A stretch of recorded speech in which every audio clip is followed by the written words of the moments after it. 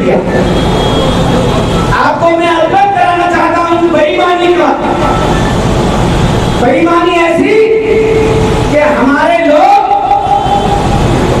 1991-92 में वो जय श्री राम बोल रहे थे, और उधर संविधान में जब वीपी सिंह ने हमारे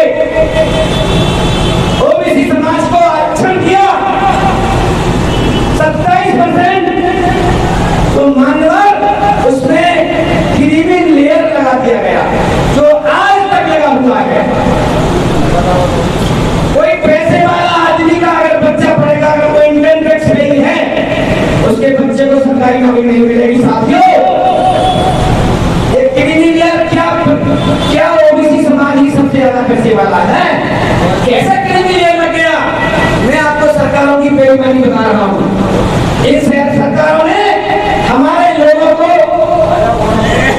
आए दिन हर मोड़ पर ऊपर चढ़ने से रोका है, राजनीति में आने से रोका है, और सरकारी नौकरियों में रोका है, हर जगह हमारे आदमियों को रोका है। तो साथियों, ये आज जो क्रांति हुई है, इस क्रांति को आप हल्के में न लेते। मैं सभी से मेरा करबद्ध निवेदन है कि इसमें आने वाले समय में बढ़ चढ़ के हिस्सा लें और इस क्रांति को महाक्रांति बनाएं।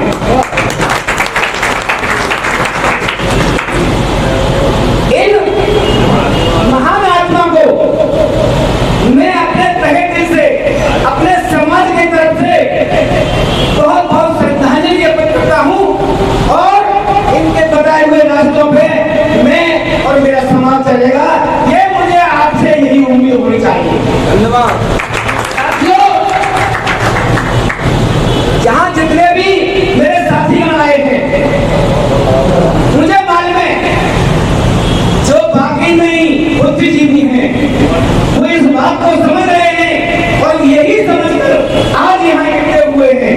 तो सभी भाइयों से मेरा अनुरोध है कि रत्नप्पा त्योहार की तस्वीर को अपने घर में लगाएं और यूट्यूब पर और गूगल बाबा पर जाकर के सर्च करें और उनकी कहानियां पढ़ें। उन्होंने क्या क्या किया, हम देखिए, वो बेशक महाराष्ट्र के थे, किंतु बाबा साहब के महाराष्ट्र के, उन्होंने उनके अनुयायी पूरे भारत में बढ़े। आज आप देख ही रहे हैं, आज से 3 साल पहले सरकार ने SC/ST एक्ट पर रोक लगाई थी कि ये धारा नहीं बढ़ेगी। पूरे भारत जाम कर दिया जाटव समुदाय ने, और 13 लोग मारे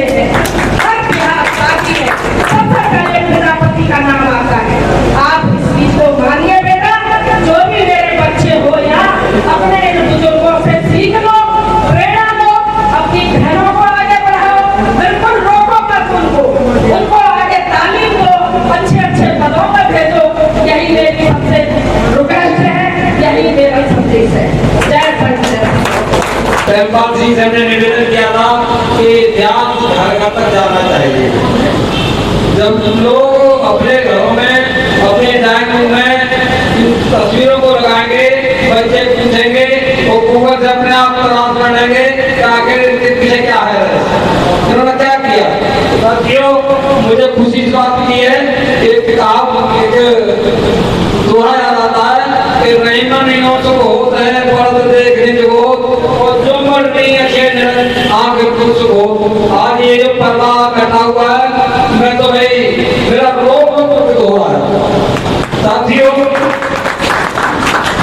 इसलिए मेरा रोग हो रहा है कि हमें दो संस्कृति है, एक मूल संस्कृति है और एक गोबर संस्कृति है। हमें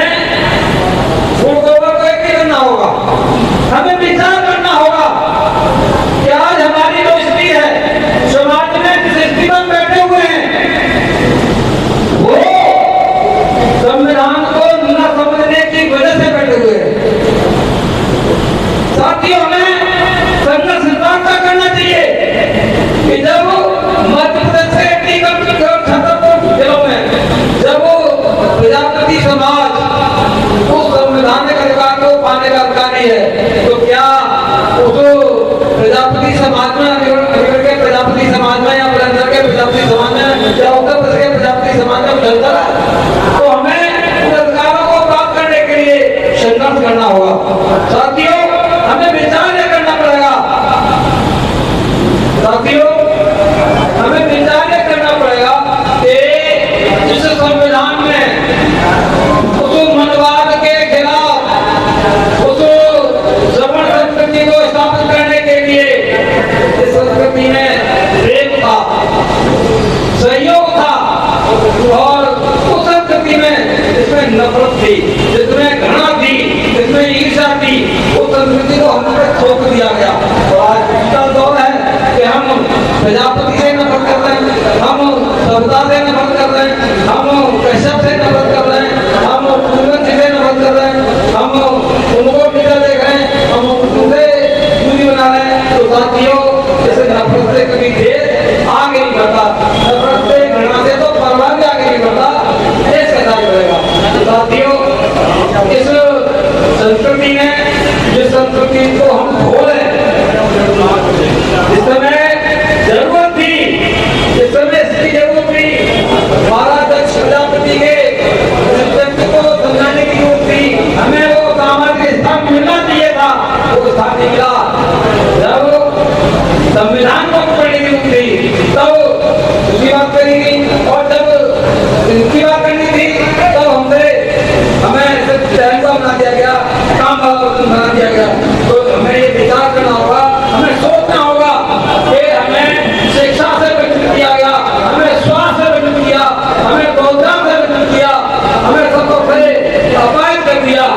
ऐसे उस विधान को, उस विचार को हमें त्यागना पड़ेगा और ऐसे